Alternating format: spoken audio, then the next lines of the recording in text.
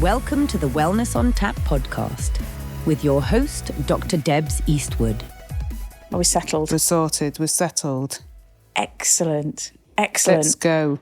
And you have travelled all the way down here today, Sarah, my darling. I know. In a car that's not yours. There was an accident in front of you on the motorway. Two accidents. And you're still here. And I'm still here. Thank you. When I want to go somewhere, I'll get there. Yay! I love it. I love it. I'm really, really super glad because you are, for a change, somebody who's travelled from the north down to me. A lot of people seem to travel from further south up. Oh, right, yes, yeah. So, being on the northerners, that's what I say. Yes. And I had to use a clutch rather than an automatic, which was quite challenging for me. I've been in an automatic for years. Oh, that's a big difference then, isn't it? It totally is. A few gear crunches along the way then? A bit of bunny hopping. Oops. Oops. Oh, you can't help but smile at that though, can you? Oh, bless you, my darling. So, I'm glad you've made it.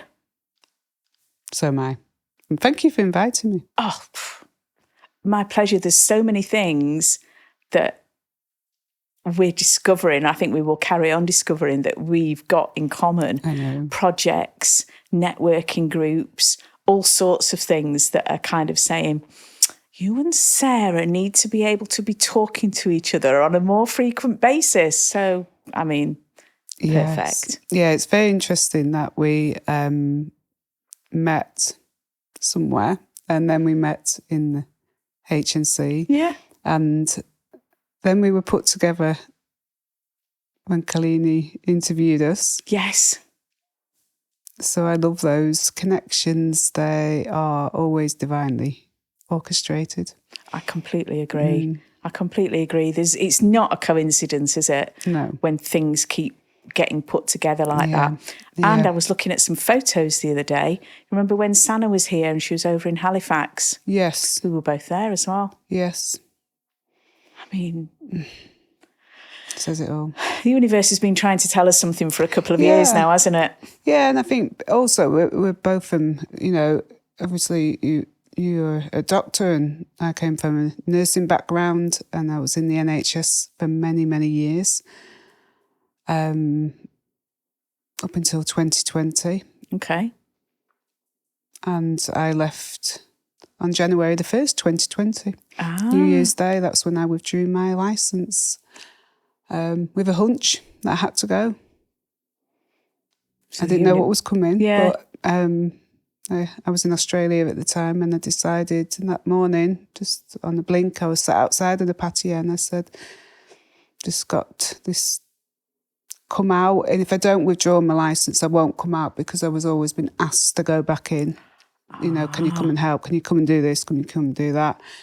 So the only way I could really hold and say no was because I haven't got a licence to do it anymore. Ah. So So were why. you working in Australia or? No, I used to live in Australia. I lived there for 5 years. Back in 2007, I emigrated. Went over there nursing as a clinical nurse over there in substance misuse for 5 years, which was excellent. Absolutely loved it. And I only came back to the UK because my father died in 2010 and I came back for 4 months in that time. He died from cancer, so we nursed him at home till he passed. And I felt like I should come home. I think there was a bit of emotional stuff there. Of course. So when I returned to Australia in the February, I said to Jeff, I want to go back to the UK. He wasn't happy. He did not want to come back. And I talked him round in the end and we sold our house and we set everything in motion to come back. And the last 3 months, it took us about a year. We got citizenship before we left as well.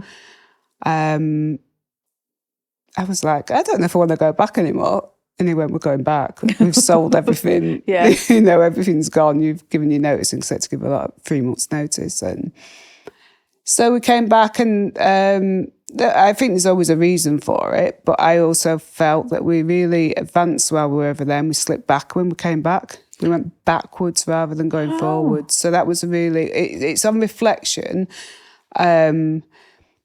and I wasn't conscious at all. I was very much in the 3D world, very much in the this is it. You know, you work, you do this, you do that, as most people are, and things, were quite difficult to settle back in.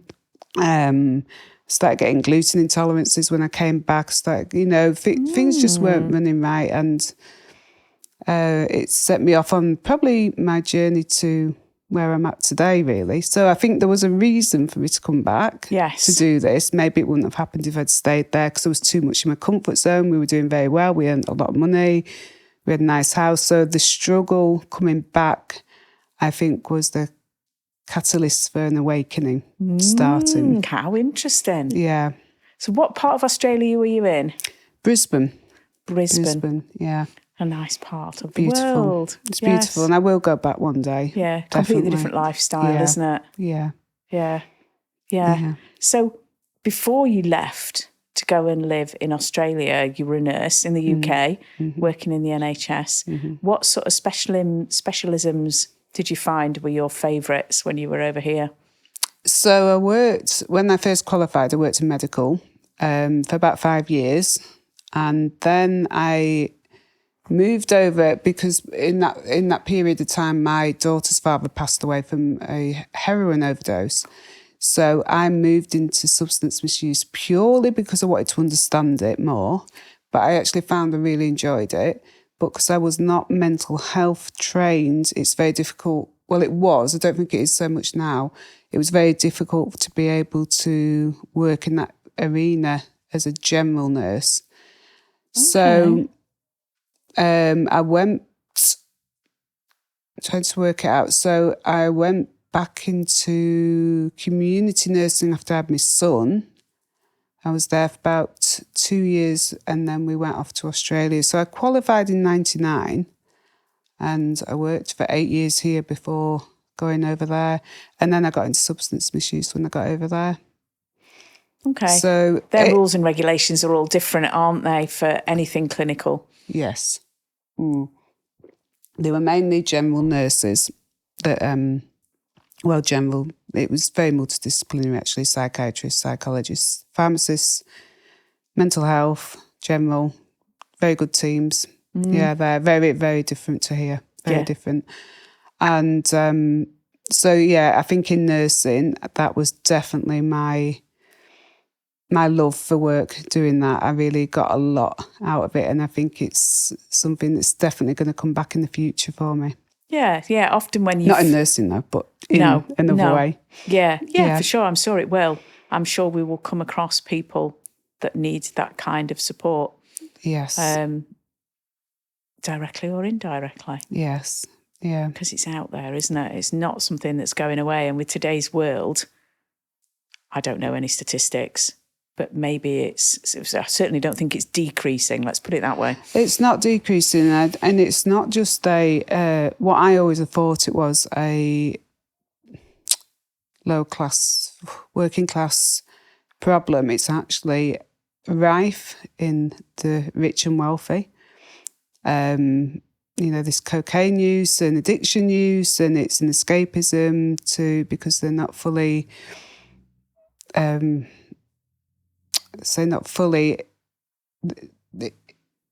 it's like the dopamine hit into it to get, because they are not fully embodied in what they are. Yeah. Really. So it's an escapism, the same as shopping and spending and alcohol and drugs, and it's all there. And obviously if you've got the money, it's a lot easier. So you've got the two sides of it, that the side where it's the lower class families, which are, the heroin use, the stealing to supply themselves, homelessness and all that sort of thing. And then you've got this other arena of the wealthy, which are using to cope as well and getting addicted. Yeah, that's interesting, isn't it? Yeah. That's interesting. And I guess the primary difference is the money, isn't it? Mm-hmm. Yeah, but they've still got the same behaviours. Yes, exactly. But the money creates a massive lifestyle difference between those populations, doesn't it? Yeah, and it can be hidden much more. Yeah. Then, not going to end up on, well, hopefully not on the streets or in prison or, Yeah. No, some do, but I'm not saying sure. everyone doesn't.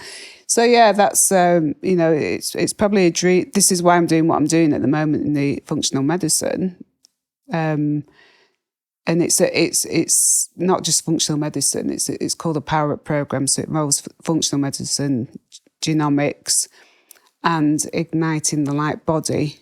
So your interface with the inside and the outside world are in complete harmony, and to run a program of that in a rehab, that's ultimately what I would like to.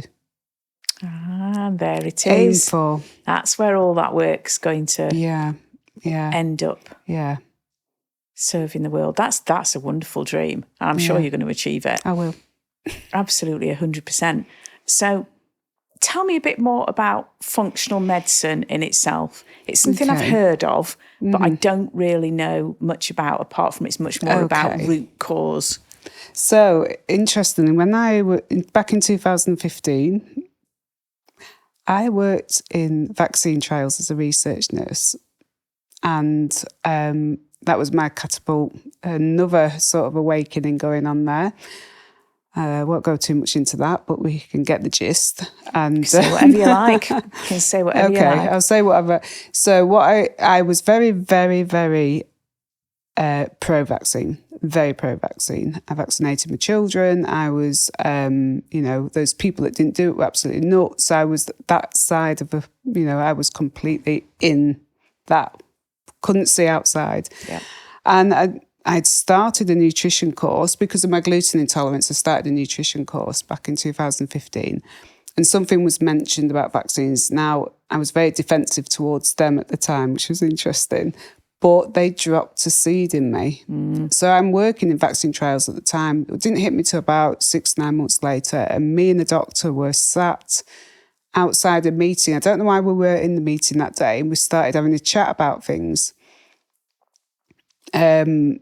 She had a brother who was quite aware of a lot of stuff. So she was saying this to me, and we'd started some trials up at Manchester where I was working. And we were looking at the protocols, and there was some stuff in the protocols, and we sort of had a bit of research, and it took us to what was actually in the vaccine. So I was a bit shocked because I thought, wow, I didn't know this. This sort of thing isn't supposed to be in there. It could be harmful for the body. You don't... things like aluminium. And then I started to research a bit more, and I spent 2 years. I actually left the job about, 3-6 months after that. I was really, really researching all the papers. It was all available. Yeah. It's all there. And became completely opposite. I became quite, don't do this, don't do that, quite demanding on people because I've seen it and you should take notice of me. And, I was quite shocked when people weren't listening. I was like, well, I work in it, I see it, how can you not agree with me? And I couldn't understand consciousness then, because at a certain level of consciousness, you cannot see. You're not open, you can't see it. And I was there once and I couldn't see it. But I didn't, until years later, until you develop years later, you don't understand that. And anyway, so I left that job. And that started me on my real journey. So the doctor that I worked with asked me if I wanted to go and do ayahuasca. So I said, yeah, I'll go. No idea what it was. No idea. Ended up in Portugal at this ayahuasca ceremony. Thought it was a bit weird because I wasn't like that. Still was very much, although I was opening up, I was still very much quite close, very closed off, very controlling. And I'm in this ceremony thinking, this is a bit weird, but anyway, I'll get on with it. And I took the ayahuasca, you drink it. In the ceremony, everyone started going off after about, an hour or so. And I was like, everyone's been drugged. Oh my God, I've been drugged. Oh my God, I need to get out of here. So I tried to stagger across the room. They said, where are you going? So to Manchester Airport, I need to get out of here. This is been drugged. And they're like, well, do you want to go for a little walk? And anyway, to cut a long story short, my ceremony went on until about 5 o'clock in the morning. Everyone else has finished at 12. Oh. Because I wouldn't let go. I was like, no, I'm holding on. But what actually revealed out of that was this huge, when I eventually like purged, as they call it, like been sick. It's like purging it all out of you. Is that it showed me so much, and it showed me a lot of trauma. It showed me a lot of love, a connection, and that was it. The next day, I said, "That's it. I am going on this healing journey. And I won't stop till I won't stop. That's it. I'm going to do it." Wow. So that was the start of really start of the journey. Yeah. Didn't realise how long it was going to take. 10 years later, you're still going, and you still like you feel that you're here, and there's all this, and it carries on. It goes on forever. Yes, we never settle once we start on that journey. That we never stop with just one particular speciality in our tool belt, do we?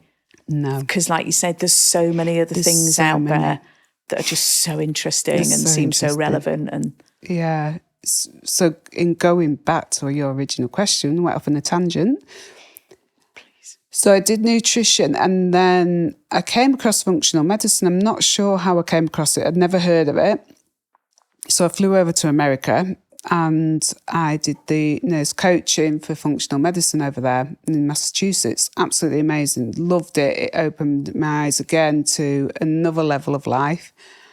And then I did detoxification, juice detoxification, started running retreats and juice retreats.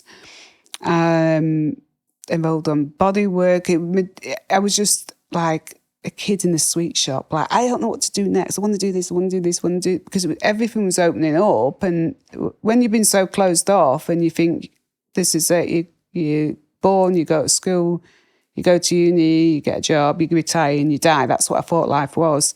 You buy a house, you're in there. And then suddenly it's like, no, it's not like this. There's so much more. So I did all that, but then I went into this real sort of healing journey. So that threw me off all the functional medicine stuff. And I've only just come back to it last year. okay. And the reason being is I did all this other work, but I kept thinking there's something like there's something missing out of it all. And what I'd done is I'd gone on so much on this emotional journey, I forgot we had a physical body. And things go wrong in the physical body. And, despite... I absolutely get that people can heal with the mind. I did all the mindset work. I get it, but I don't feel a lot of people's minds are strong enough in what we live in to be able to heal purely with the mind. Some people can, absolutely. And there was still things going on with me. I still had these gut issues. I said about gluten intolerance. Mm-hmm. And, I kept getting like swelling on my leg, like my left leg, and, just stuff going on in my body that wasn't just random things. And I thought there's something not quite right. And a lady turned up, and I went to a lecture, and she was speaking about this functional medicine and putting it together with like trauma. And it's basically, it's the whole embodiment of all of it together. So we're talking about the physical, spiritual, mental, what have I missed out? Spiritual, mental, physical and emotional, that's it. And then with the environment. So then, we've got the environment that we live in, and what's the environment like, and how that affects us. But she put everything together so beautifully. And I had said, no more training. I'm not doing any more training, but... I've said that as well. It doesn't last long, does it? Yeah. And it was just, it felt like this missing piece. And in fact, it's been absolutely... So she works with you. We get the DNA first, because then we know where we've got SNPs on our DNA and where we need to, really strengthen up on. And, even looking at mine, I've got SNPs on my vitamin D. I mean, we live in England. I don't methylate. I've got SNPs on my methylation, on my inflammation, on my oxidation. Huge stuff. Yeah. So no wonder, after all the years that I was very abusive towards myself, physically, mentally, emotionally, I did a lot of damage in my body, and it hasn't been rectified through the mind and through all the clearing. It's much, much better, because I used to be quite, in my 20s, I was quite, there was a lot going on, put it that way. So it had got much better, but there was still a lot of my biochemistry is still very much being out. So that really grabbed me, and I thought, if we don't work with this too, it's like the functional side, the functional before it goes any further up into, I'm not saying it will by any means, but it could if I don't rectify stuff. If I didn't know I was still very short on vitamin D and my systems and histamine, that my pathways haven't been working correctly. Got stung by a wasp, ended up 999 into hospital. Wow. So my pathways there weren't working very well. So there's all these things going on that I didn't put together what I was doing. So I really wanted to bring it all together. And particularly I thought if I did, I've always had this dream to do this new program for substance misuse in the 21st century way. Not to say, like the AA, I am an addict. No, when we say I am an addict, you're holding yourself to being an addict all your life. No, you're not an addict. You're not an addict. So I just let myself really be guided now. I've got my plans, my dreams, but I'm not rigid with it. If I get told to do something, I'll go that way and do it. Yeah. And it's always right when I do it that way. When I try and do it Sarah's way on my own, it doesn't seem to work. I tried it that way and it's not worked very well. Yeah. But listening to your gut. Listening to the gut and, the crazy stuff sometimes that you just get that voice saying, do this, and you think, really? Yes. But do it. Yeah. So tell me then, you went to Massachusetts to do the functional medicine course. Was that a big, long, chunky course? No. It was about 3 months altogether. Okay. So I did about, I think it was about 10 days there, and then obviously work when we got back. So it was very much based on the nutrition side of it, although we did a lot of the biological stuff as well. Yeah. This, what I'm doing now, is a lot more in depth.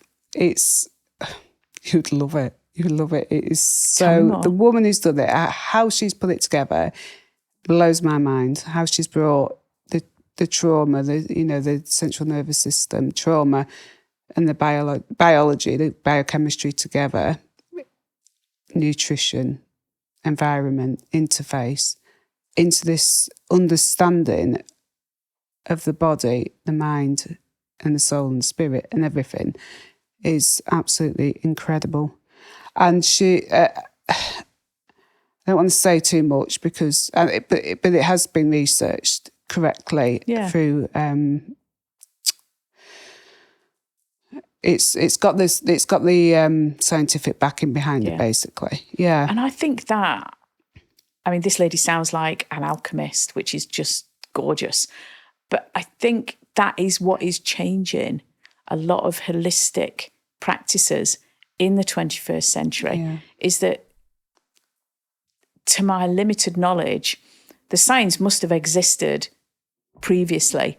It's only just being opened up to being shown to people now. Yeah. And that makes the skeptics, the ones that aren't yet awake, gives them the choice of thinking, well, maybe actually there is something in it because I recognise the science. Yes. And I wanted Very that. exciting time. I think you'll get me because of being a doctor. I wanted the science and the spiritual. I didn't want to be on just the ones. I felt like I went too far over. Not too far, it's not the right word. I went that side, but it didn't quite do it for me. It's like I had to sit in the middle with both of them. Yes. I wanted the science behind it because it's there. Yeah. But I also wanted the trust and the intuition and the magic that goes on there as well. Because when you bring those two together, they work beautifully. Yeah. So that was I 100% hear that. And that was part of my passion for bringing in clinical hypnotherapy to anaesthetics. Yeah. Obviously the goal of that was to try and help people that were really anxious and phobic to actually come and get the help that they needed. But the rest of it was because over various experiences of getting my academic qualifications and then coming into medicine and feeling really privileged as an anaesthetist to be able to do the job that I was doing. But despite all of that, loving the teamwork and yada, yada, yada, in my soul, yeah, it wasn't ticking the boxes. And the clinical hypnotherapy work started to help me to feel more fulfilled, I was able to give in a way that I wanted to actually really serve and help people. Yeah. And that started to fill my soul. And so that was my sort of, one of my many beginnings, awakenings. Yeah. And when we talk about the NHS, like you're saying about bringing hypnotherapy in, when I trained as a breath worker back in 2018, I think it was, I was still nursing at that time. So I used to say to my patients when I went round, if they had pain or anything, breathe to it, take a nice deep breath in, because then I started to notice people don't actually breathe. Yeah. And I've never seen it in all these years. They breathe here, and that is, I'm not here, I'm not in life. Because when we take a breath right down, we're here, we're embodying it, we're taking breath, we're acknowledging the breath is life, but breath is spirit, it's bringing heaven down onto earth, isn't it? That's how I look at it. And I would say this to patients, right, just sit and breathe, take a nice deep breath and let the breath go out the mouth and sigh it out. And they're like, oh my, that works. And I'm going, yeah, it does, doesn't it? And even things like, from doing nutrition in a hospital, we didn't encourage water. I mean, you can have a jug of water, but we didn't encourage to drink water. We're made up of water.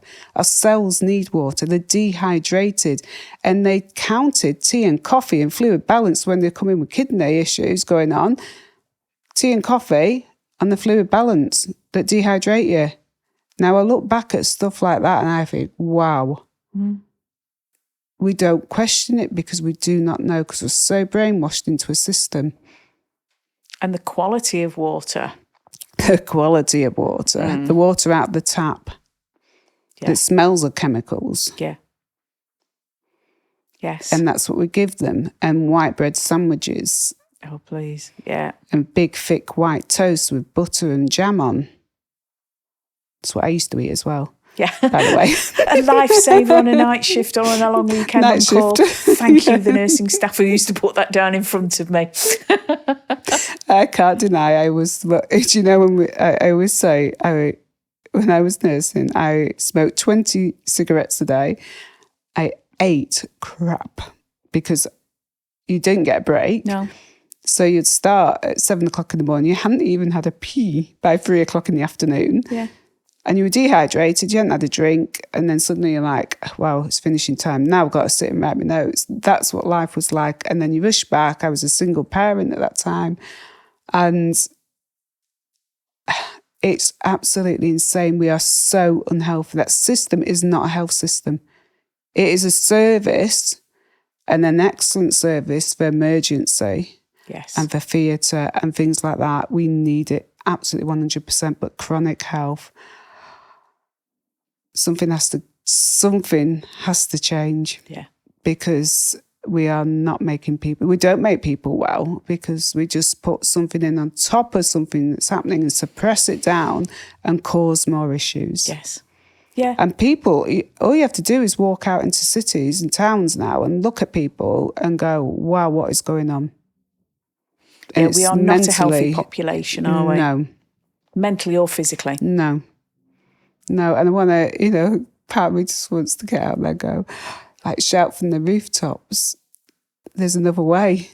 Yeah. Because I've not been somebody that was born with this, the parents that supported, I had absent parents and had, we've all got gifts, everyone's got gifts, and they come through the more conscious we get. But some people are naturally born with gifts and they have that.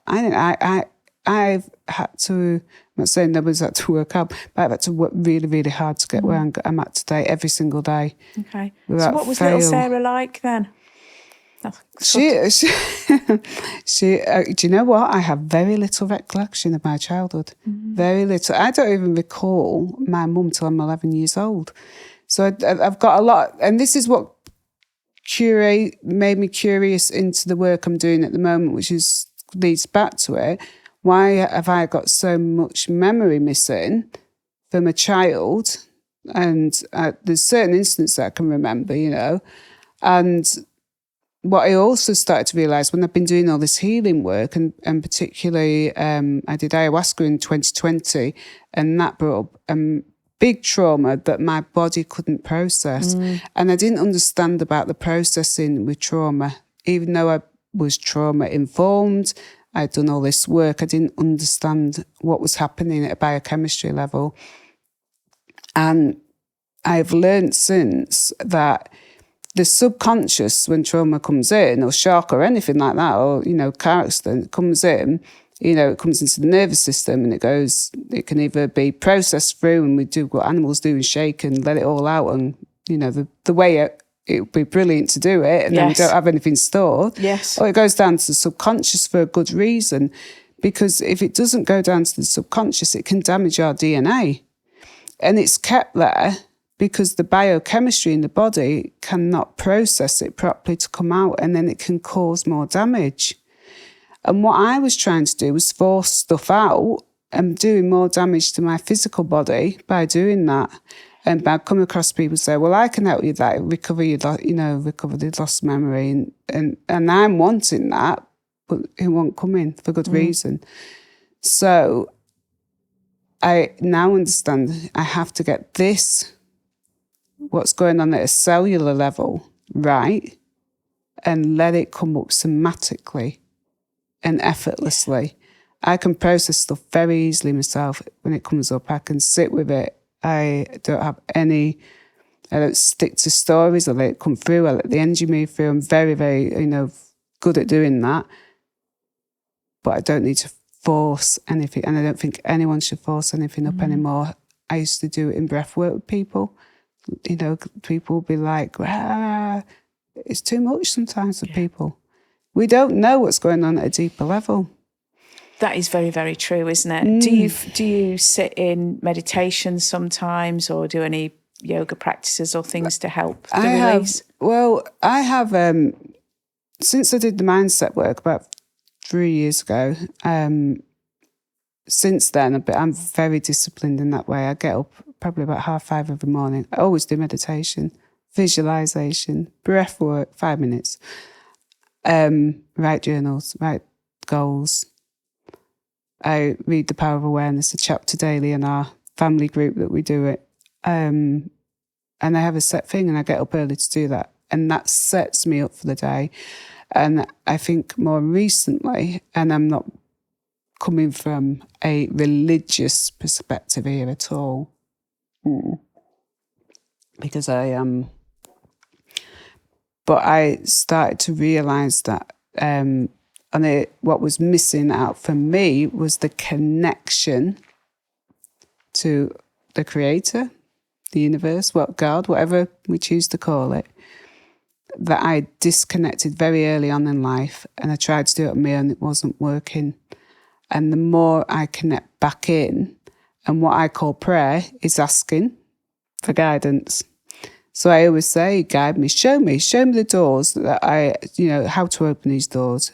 Close the doors that I'm not supposed to go through. Show me how to get wisdom. Don't tell me what to do, because that's my job. But it's the thing bringing heaven down onto earth. It's the will of the Creator to work through us to bring heaven down onto earth, because it's not it's not my desires as such. It's the desires that the Creator has that have been put into me, and I have to open my vessel, and embody enough light to bring it down and manifest it into earth.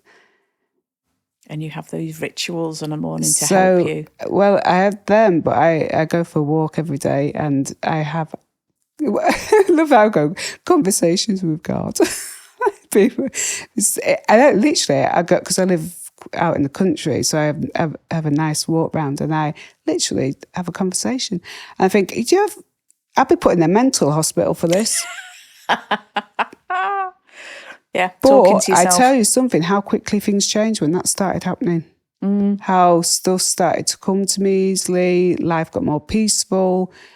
And I say every day, all I ask to be is to be a kind person, to be a compassionate person, to not speak ill about anybody, to see everyone in the greatest light that they are, And because it's all a reflection of me, what I see in other people. So if I see something I don't like in somebody, that's only something that's within me, that's triggering me. If it triggers me, I would say. I can't, not because some people's behaviours are, but it's trauma. That's why they do it. Yeah. It's no other reason. Yes. We don't behave like that. We are not that. And I used to say, I have a spirit. No, I am spirit in a physical body. I am here on earth, but I'm not of this earth.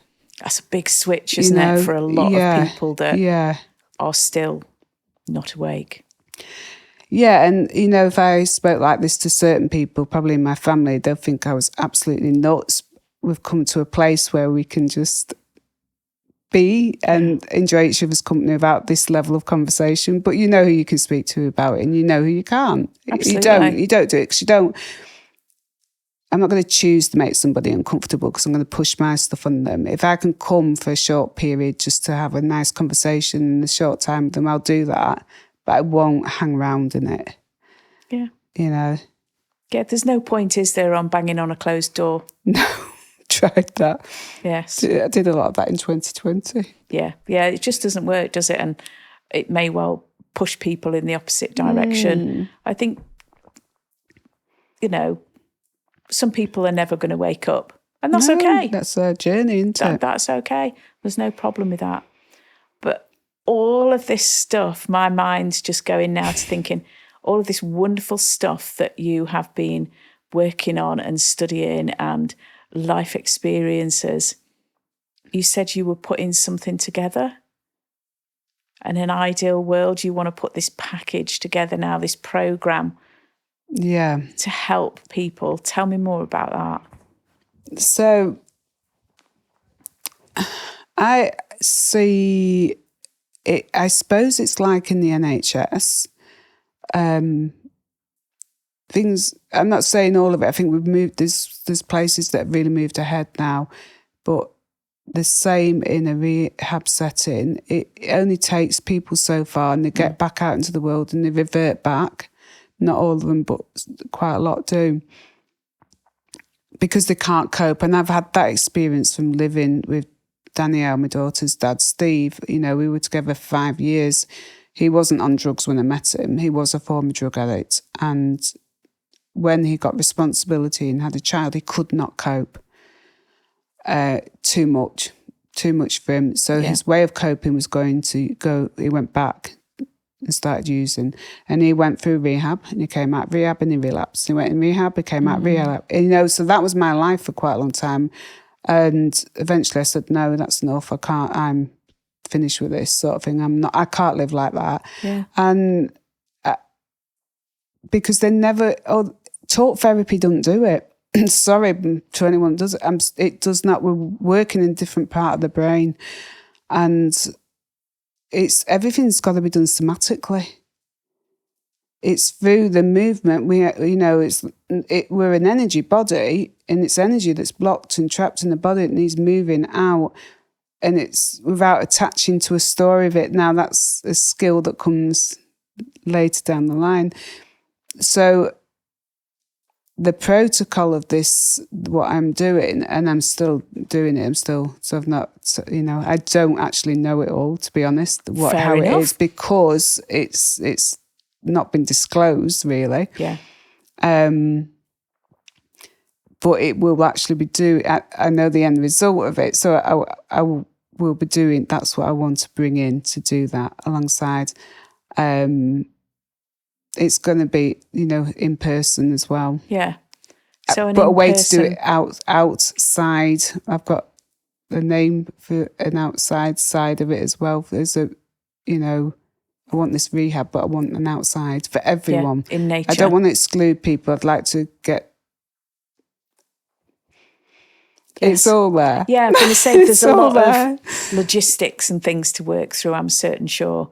But please correct me if I'm wrong. It sounds as though it's a rehab, but it's excuse the pun, functional rehab, one that encompasses all parts of Everything. it, Yeah. and tackles things in different and probably new ways that people probably aren't expecting. So people can come out and know who they are and know how to claim wealth and health and everything, freedom. Because once you start to know who you are, and once you start to know everything's infinite, and I'm still learning, I'm no expert. Yes, definitely, me too. You know, every day brings a new day, doesn't it? And a new dawn and new beginnings and new challenges and new adversities. And that's what it's all about is, you know, like Steve couldn't cope in an adversity. And that's really, really important to be able to get ourselves to a place where we can cope in it. Well, how I look at it now, so if an adversity happens, it's that pause. And I go, what a pleasure. I can see that there's a gift in this. What's it showing me? And I'm not going to get mixed up in it, but I say to myself, I'm going to stay in the light whilst this is happening. I feel shit. Yes. And I'm going to acknowledge it. I'm not going to sort of deny that I feel it, but I'm not going to go down the road of this is a disaster, this is a problem, because in a problem, there's always a solution. Yeah. Always. Yeah. So if we look for the solution shows up for us. If we look for the problem shows up. We know ourselves if we get up, it's a bad day, we trip over, like I did and broke my toe once. And it's cascades the day off, how things just go wrong. We attract it all to us. We're magnets. Yeah. So what I learned was the words that come out of our mouth, the thoughts we think obviously are very powerful. The words that we come out of our mouth are even more so powerful because it's like what we eat and the words we speak dictate our lives. And something was said to me once, the amount of words we use, but if you use a certain amount of words to a detrimental effect, it cascades everything of good out. So I'm always very conscious about what I'm speaking about, what I'm saying to people. And if somebody's talking about somebody or saying something about something that I'm, you know, I would just say to myself, reject. And I just sort of, but I don't get involved with it. But I'm not also going to say, well, we don't do that, you know, because that's not my place. But it is your place to protect yourself, isn't it? Yeah, but by rejecting that from your thought processes. Yeah. You can still acknowledge. Yes, yeah. And I don't want to, you know, people are where they are, act like I was. And, you know, we're all in these different ranges and we go back and forth and up and down and, you know, depending day to day where we're at. But I just try and maintain what am I thinking, where my thoughts are. And how I do it now is I go, if I'm thinking anything negative, I'm in sympathetic nervous system. And that's fight and flight.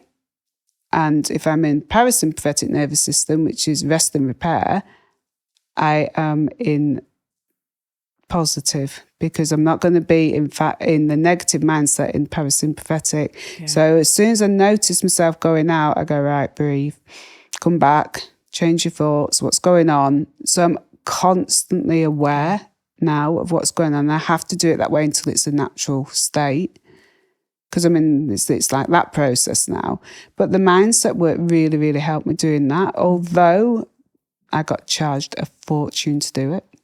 Oh. A fortune. It was so expensive. It helped me start this, controlling this, what was going on. Because although like I'd done all the body work and all that, so this thing was still crazy. Yeah. So it added the value at the time that you needed it to continue on your healing journey. Yeah. Which will in turn pop out the other side to help others. Yeah. Which is marvellous. That's the best way to... Yeah. It's a bit, you know, forward. I feel like, well, journeys aren't straightforward, are they? No, it's never. Like over there, up there, down there, everywhere. And I look back, but I thought it was just supposed to be that way. Thousands and thousands and thousands of pounds spent doing it, you know, and there is another way to do it, not so much like that way. Yes. Definitely. Yes. But that was the way that my life turned out to do it. And you know, I found that most of us that are on this convoluted journey that takes us all sorts of different destinations and back again. What we are going to provide is going to just be the collective wisdom of all of that journeying in a more digestible format. Yes. And achievable for people. Yeah. We've made all the mistakes so they don't have to. That sounds like a real cliche, but you know what I'm saying. Yeah, totally right. Because I know what I could have not missed out, but how I could. You don't have to go the way I did it. I can identify with that. You don't have to go the way I did it. No. But I didn't know any better. I didn't know, and I get really irked with people, and I see it that go, oh, you've done all that, you should stop doing that now and just get on with stuff. But you do not know people's individual biochemistry, you do not know individuals' trauma, you do not know. And yes, there is a place where you've got to push yourself forward. I push myself into uncomfortable zones all the time. Yeah. All the time. Because otherwise we'd just stagnate, wouldn't we, if we stayed in our comfort zone? Yeah. I'm not afraid of doing that. But this is, when I see people's opinions of it, it does irk me a bit. Yeah. Because A lot of people, God, I'm cliche city today, just need to start feeling comfortable about feeling uncomfortable. Yeah, I didn't do that. I didn't used to do that at all. No, it was a case of run away from it. Yeah.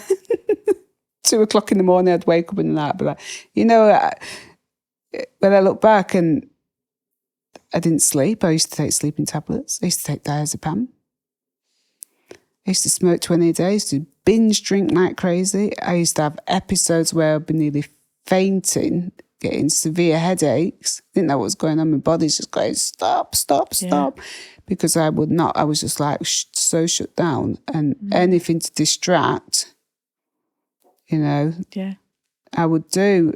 But now I prefer feeling good, always. Yes. But when something's there, I don't even go out the house now. If I can, and I go, right, just stop, because 10 minutes, you can shift this and out, and just sit with it. Don't distract it, and I can move it really quickly. That's going to be worth a life. Yeah. For people, if you can teach them, you can give them that to put in their toolkit. That when they're ready to use it, my God, that could just literally be life-changing. It is. It's so easy to do, and it's not easy at the beginning. I don't like to say that because I couldn't have done it years ago. But now you get to that, and you don't have to run from it, and you can feel it, because it's a feeling. Don't get attached to the feeling. Don't get attached to the story. Don't let the mind take over. Literally just breathe to it, let the energy move out, and then I yawn like crazy, burp. And I know the energy's just gone. Then suddenly I go, right, I feel good now, I'm off. Yeah. Good. That's all it is. And yet we hold on. I mean, I used to, in the bodywork, I used to hold on to it. No, I'm going to keep it. I didn't want to, but the control held on to it. And that's why it's a process to go through that. Yeah. I mean, I did a bodywork course, a breathwork course a few years ago. And it was fabulous. I'd never done anything that intense. It was like over 3 days, and it was like half a day on each of those days. And it was mentally and emotionally exhausting. Yeah. I found myself in tears one time. And I'm like, I don't even know why I'm crying, but I'm crying. It was, now I understand that as being a release, because it was before, I became aware of anything like that. But yeah, just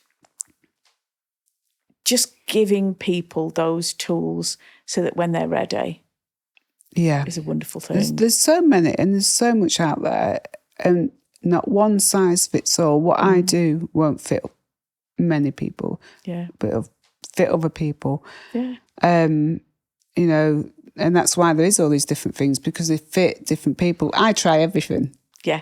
I'm one of those. I'll try anything. Not so much these days, because, like I say, I do a lot myself now. Yeah. I've got to, but and I don't force it out either. I used to go, I want to know, why is it like this? Why can't I remember this and why can't I remember that? Doesn't matter. Don't need to remember. No. I just need to let the energy, that blocked energy, go when it comes up and ready, and don't have to get involved with it. Yeah. All I have to know is, and another thing I got taught was a really powerful thing, and it's a really good example just to give somebody. When I was 10, I had my head cracked open. I was in the river and somebody was throwing rocks in, not purposely, but one hit the back of my head and I went out in the river. Luckily, there was other people there. Thank goodness. So I was taken into hospital and I had all my back of my head stapled because it had cracked my head open. So it's quite a bad head injury as such. And at that point, part of you splits off and thinks it's not survived that. So yourself is not full, it's not whole. So it's a bit like soul retrieval, but you can just do it yourself quite easily. I went back to that time and it's like I'm telling myself, you're still alive. And I pull that part of me back because that 10-year-old that got stuck in time, that maybe thought she wasn't here anymore, was that 10-year-old that was holding the joy and the fun and the laughter that from that point onwards I didn't have in my life. Ah, how interesting, yeah. Because it was dangerous to do that. So once I could pull that part of me back in and know that everything's okay, and it's like that inner child work which you can do, I sort of do myself in that respect. It's so much work and it's part of the training that I do, that I got taught to do, I can do myself. You teach somebody to do it so they can do it themselves, that you're not always having to go for therapies all the time. Let's hand it over and empower people to do it themselves. Thank you. That's exactly my mantra. Yeah, because we don't want to keep, like I've done, paid so many thousands out for doing it. We want to give people the tools to do it themselves, and when they can take over. Wonderful. So just little examples like that, we lose parts of us along the way and we can't come back fully whole until we get those parts back, and they'll come as we know when to recoup them. Interesting. Yeah. Very much food for thought there. Got various incidences popping up in my mind now that I'm thinking, I need to readdress that. I love it. I'm so privileged to be able to sit here and have these wonderful conversations with people. I enjoy it. I know. So is there anything that I've not asked you about, anything that's in your mind that's going, I need to say? They've probably covered about 100 different subjects there. Which is wonderful because they all come together. They all come together at the end, don't they? Yeah, yeah. It's all those pieces, isn't it? That's just been part of the journey that's got to me today, and I think it's just so nice to be like this. Yeah, it's so. I used to be in competition with people. I think trauma creates narcissistic characters. And I'll own that. I think I probably was like that. I was quite, because I was so cold. I was so cut off from my emotions. Like my daughter used to say to me, she's 20, she's nearly 30 next month. You're emotionless. I say, yeah, I am. That's what I'd be like. Yeah, I am. So she had the hard part of me. My son got the better part because he's 10 years younger than her. And he's a very old soul anyway. He taught me a lot, taught me about, you don't need to shout at me, you can just speak to me. So I think it's that, it's not that people are purposely like that. Again, it's that experience. I could be quite nasty. I could be quite nasty to people. Slyly and underhand and gossip. It's not very nice, but I'm owning it because that's what I was like. So the work has been quite intense to change that because I don't want any traits of that. And if I see any traits of that, I am on it straight away. If I see it pop up, I go, get out. No. I mean, I would never have put any of those traits anywhere near you. So you're clearly doing a good job. No, I'm not like that now. And you can see, I showed my mentor a picture of me in 2012 when I came back it's back in 2012 when I came back from Australia. And I'm heavy. The heaviness. And she sent this email back to me. I would not have even known that was you. Don't even look like that. But you can see how heavy and dark. Yeah, I'm dark. Wow. Darth Vader. Darth Vader. Wow. So, even though I, sometimes say to myself, well, I'm not where I want to be after all these years, I go, my God, you've come a long way. You've come a long way. Yeah. And I can't wait to see where this is going to end. The culmination of your life's work, your journey, this project that's not formed yet outside of your head. Yeah.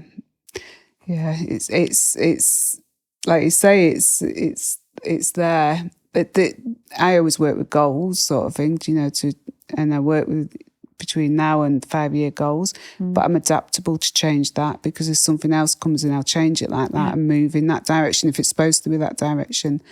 I closed my coaching groups in March because I felt like it had come to an end, and I didn't feel, still at that point, I was doing it from the right energy fully.